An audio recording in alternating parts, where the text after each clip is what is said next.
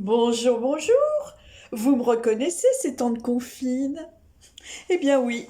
En Grèce aussi, depuis ce matin 6 heures, nous sommes en confinement pour 3 semaines, voire davantage. Alors je viens vous retrouver, mes petits loups.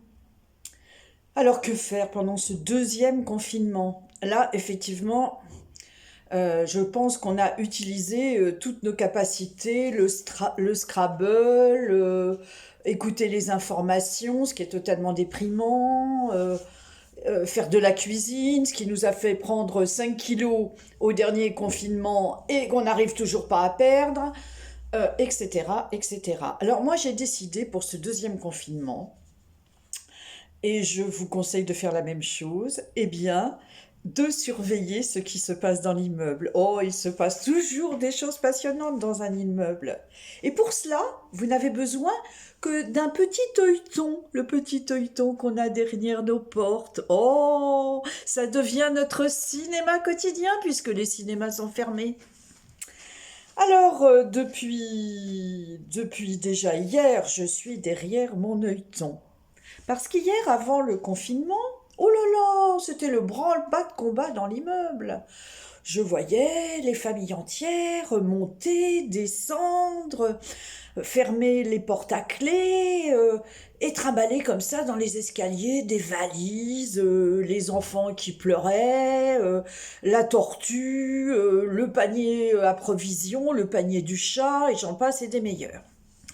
Alors j'ai compris en fin de compte, c'était comme une exode, c'est-à-dire que la moitié des personnes de l'immeuble s'en allaient vers leur maison de campagne ou leur petite maison dans les îles. Voilà. Par contre, ce matin, assez tôt, vers 8 heures, ouh, alors là, branle-bas de combat dans mon immeuble, j'entendais des bruits, pom, et pom, et pom. Bon, alors je me mets derrière mon œilleton et je vois Monsieur Papadopoulos. Alors, Monsieur Papadopoulos, c'est mon voisin du cinquième, mais il n'habite pas dans l'immeuble depuis très longtemps. Il s'est installé au mois de juillet. Monsieur Papadopoulos est un homme, on va dire, à l'aspect respectable, qui vous grommelle plus qu'il ne vous dit bonjour, mais j'ai fini par comprendre pourquoi. Quelques jours après son installation dans l'immeuble, il a cloué une petite pancarte sur sa porte sur laquelle il y a écrit Monsieur Papadopoulos, psychanalyste. Ah, alors comme ça, je me suis dit, vu que Monsieur Papadopoulos n'aime guère parler avec ses voisins, c'est sans doute parce que c'est un psychanalyste lacanien. Alors, lacanien ou pas, en tout cas, ce matin, Monsieur Papadopoulos faisait un foin de tous les diables. Et quand je l'ai regardé derrière le ton, qu'ai-je vu? Monsieur Papadopoulos portait sur son épaule un divan. Bien.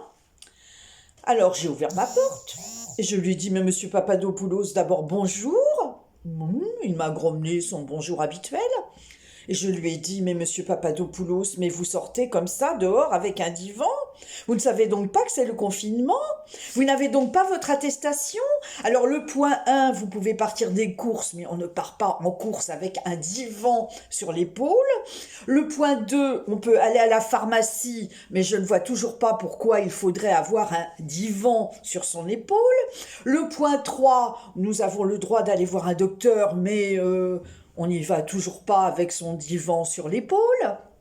Le point 4, on peut aller aider une grand-mère ou un grand-père ou quelqu'un qui serait dans la possibilité d'être indépendant. Mais on n'y va toujours pas avec un divan sur l'épaule. Le point 5, nous avons le droit d'aller à la banque, mais on ne va jamais à la banque avec un divan sur l'épaule. Et le point 6, eh bien le point 6, on peut accompagner les enfants à l'école, mais on n'accompagne pas un enfant avec un divan sur l'épaule. Alors Monsieur Papadopoulos, non seulement vous ne correspondez pas au point numéro 1, 2, 3, 4 et 5 et 6 même de l'attestation en vigueur, mais en plus, qu'est-ce que vous faites avec un divan sur l'épaule? Et là, il prend un air supérieur. Et il me dit, mais madame, j'ai un divan sur l'épaule parce que je suis appelé pour une urgence.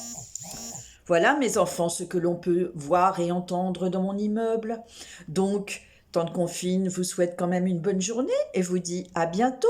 Et n'oubliez pas le petit œilleton.